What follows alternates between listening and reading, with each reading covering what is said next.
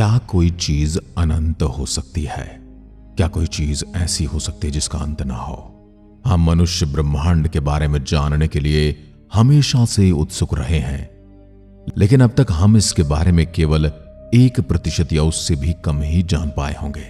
ब्रह्मांड का 1% से कम हिस्सा तो हम देख ही पाते हैं, और उसमें भी हम बहुत कम जानते हैं। इससे हम ये तो जान गए कि ब्रह्मांड बहुत बड़ा है, लेकिन कितना और कहां तक ये फैला हुआ है इसका पता अब तक नहीं चल पाया। लेकिन क्या आप ये जानते हैं कि ब्रह्मांड हमेशा से इतना विशाल नहीं था, ये इतना फैला हुआ नहीं था। ये सब तो आज से 14 अरब साल पहले बिग बैंग के साथ शुरू हुआ था, और तब से अब तक ये कभी न खत्म होने वाले एक गुब्बारे की तरह फूलता जा रहा है, यानी कि फैलता जा रहा है। इसका अर्थ यह हुआ कि ब्रह्मांड के केवल उन्हीं हिस्सों को देखा जा सकता है जिनके प्रकाश को हम तक पहुंचने में 14 अरब साल का समय लगा है। यदि कोई भी चीज इससे बाहर है तो हम कभी नहीं देख पाएंगे। और दूसरी बात, किसी चीज के प्रकाश को हम तक पहुंचने में 14 अरब साल का समय लगेगा, इतनी दूरी पर हमें वह चीज कैसे मिलेगी? और क्या हम सच में उस चीज से 14 अरब प्रकाश वर्ष की दूरी पर होंगे? यदि ब्रह्मांड सब कुछ है तो उसके बाहर कुछ कैसे हो सकता है? और क्या ब्रह्मांड का कोई किनारा भी हो सकता है? यह सवाल भी हमें उन हैरान करने वाले सवालों के साथ अकेला छोड़ देता है।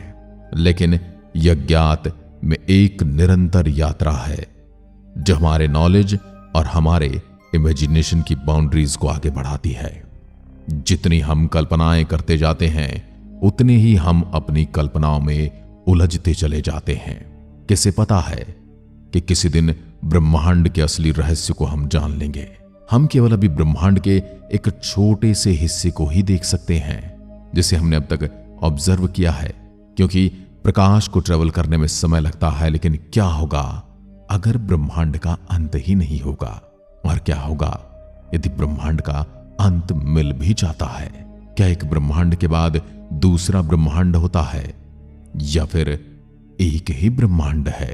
जिस प्रकार हमारा सूर्यमंडल है, उसके बाहर भी और बहुत सारे ऐसे तारामंडल हैं जो अपने अपने सूर्य के चारों ओर चक्कर लगाते हैं। क्या जिस प्रकार हमारी गैलेक्सी के जैसी और भी बहुत सारी गैलेक्सीज हैं, वैसे ही हमारे ब्रह्मांड के जैसा भी कोई ब्रह्मांड होगा? और यदि होगा तो क्या वह इससे विशाल होगा या इससे छोटा होगा? या वह हमारे ब्रह्मांड के अंदर ही होगा या हमारा ब्रह्मांड उसके अंदर होगा? और यदि हमारे ब्रह्मांड का जन्म 14 अरब साल पहले हुआ है तो क्या उसका जन्म भी उसी समय हुआ होगा, या वो हमसे पहले का ब्रह्मांड है?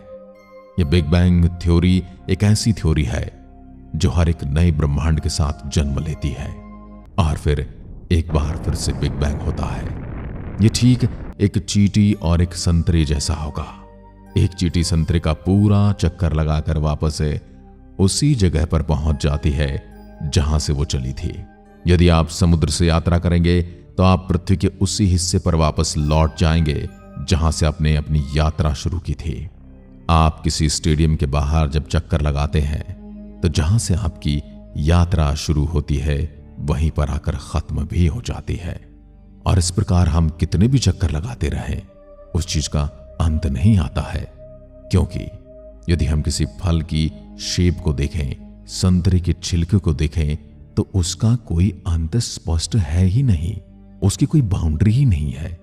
हां, हम उससे बाहर से देखकर जरूर कह सकते हैं कि पूरे संतरे की बाउंड्री यहां तक है।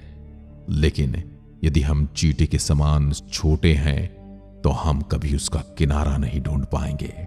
ब्रह्मांड भी कुछ ऐसा ही हो सकता है, एक ऐसा स्थान जो अपने आप में वापस मुड़ जाता है, जिसे समझ ले कि हमारा दिमाग स्ट्रगल करता है। इस सिनारियो में कोई बॉर्डर नहीं होगा। हम पूरी 3D दुनिया संतरे के छिलके की तरह होगी, और अगर आप कभी समय तक एक स्ट्रेट लाइन में उड़ते हैं तो आप वापस वहीं पर पहुंच सकते हैं जहां से आपने शुरुआत की थी। पृथ्वी पर हम चीजों को क्षितिज के पार गायब होते हुए देख सकते हैं, जो हमें ग्रह के आकार को मापने में मदद करता है। लेकिन सच तो यह है कि हमें अभी तक पता ही नहीं है कि ब्रह्मांड फाइनाइट और इनफाइनाइट हाइपर स्पीयर सिद्धांत की एक फैसिनेटिंग पॉसिबिलिटी है, लेकिन अभी के लिए एक रहस्य बना हुआ है जिसका खुलासा भविष्य में होना है। तो तारों को निहारते रहें और इस पर विचार करते रहें। शायद ब्रह्मांड एक ब्रह्मांडीय संतरे का छिलका है जो हमारे जैसी बहुत सारे छोटे मोटे जानवर इसके ऊपर घूम रहे हैं और हर कोई इसके अंत तक पहुंचना चाहता है। और यदि ऐसा है तो उसके अंत तक हम कभी नहीं पहुंच पाएंगे, न ही हम उसके अंत को समझ पाएंगे और न ही उसके अंत को देख पाएंगे। यदि हम ब्रह्मांड को एक खाने वाली डोनट की तरह मान लें जो कि सीधा आकर फिर से वापस मुड़ जाता है, यह हाइपर डोनट ब्रह्मांड के आकार के लिए एक और दावेदार हाइपर स्फीयर की तरह ही।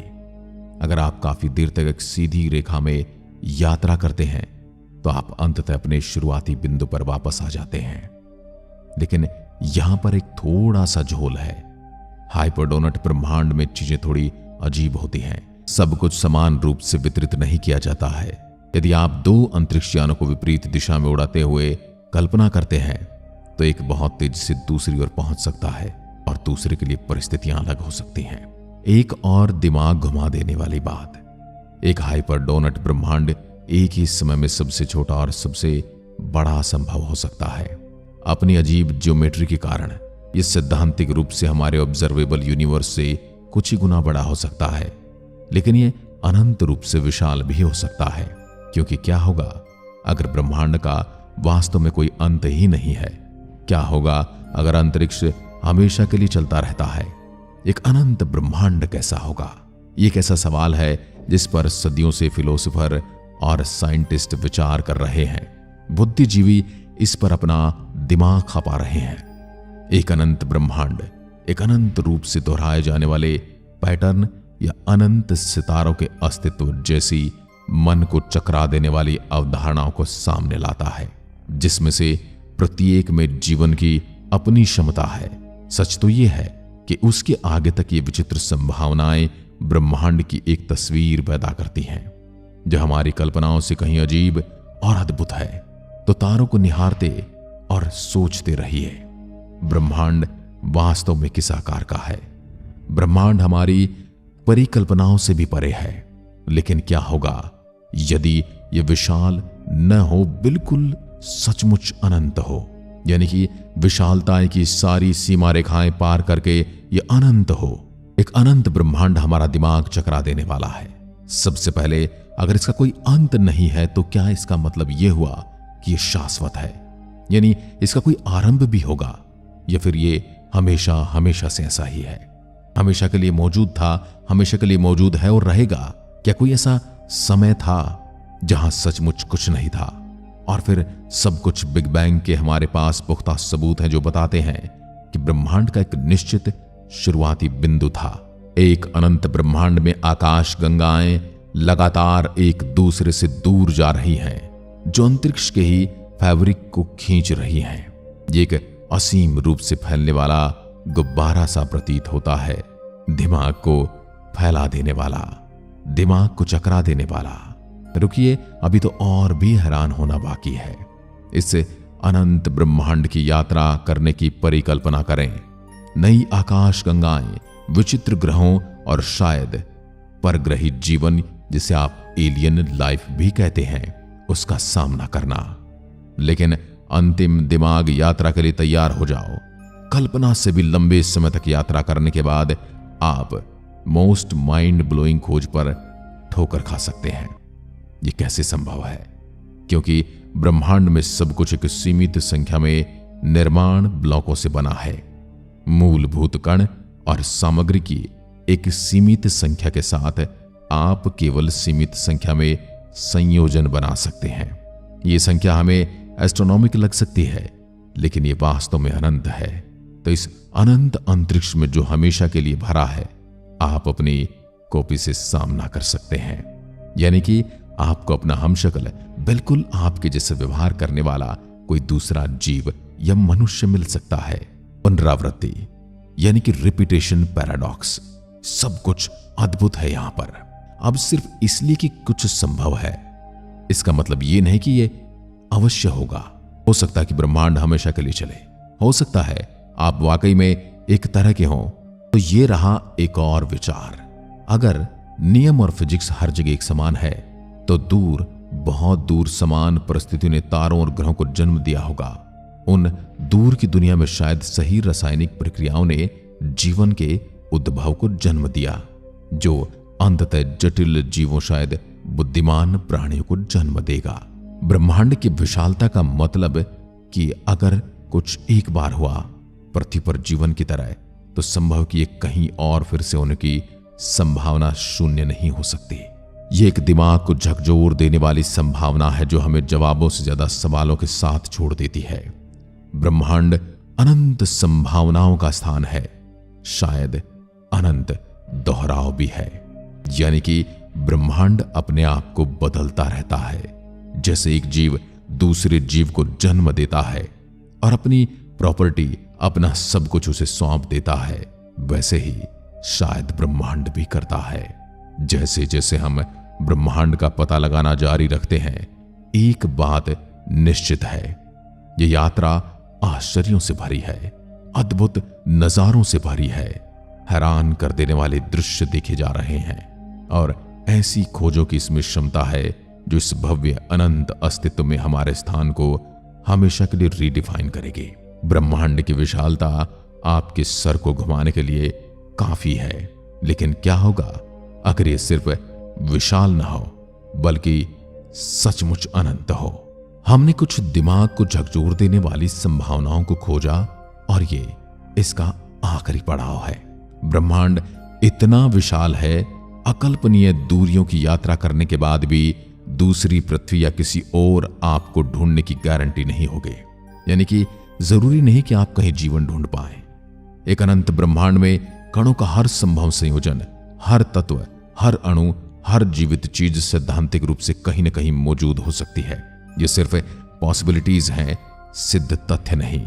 विज्ञान की सीमाएं जहां घुटने टेक देती हैं और प्रतीक्षा करने लगती हैं एक ऐसे नए आविष्कार का जो इस गुत्थियों को सुलझा सके।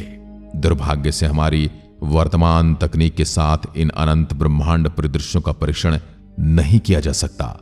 हम ब्रह्मांड कितना विशाल है नहीं जान सकते, ब्रह्मांड किस प्रकार काम करता है ये भी नहीं जानते, और ब्रह्मांड में हमारे जैसी कितनी पृथ्वियां हैं ये भी हम नहीं जानते।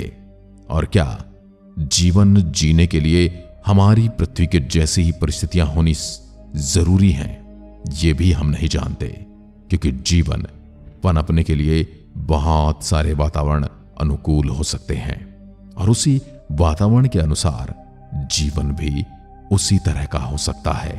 और न तो हम इतना गहरा देख सकते हैं और न जान सकते हैं। निश्चित रूप से हो सकता है भविष्य में हम कभी जान पाए या न जान पाए। तो अभी के लिए तो ब्रह्मांड अनंत है या बहुत ज्यादा बड़ा है, यह विज्ञान के सामने एक प्रश्न है। परंतु आप क्या मानते हैं, ब्रह्मांड अनंत है या बहुत बड़ा? कमेंट में लिखकर जरूर बताइएगा।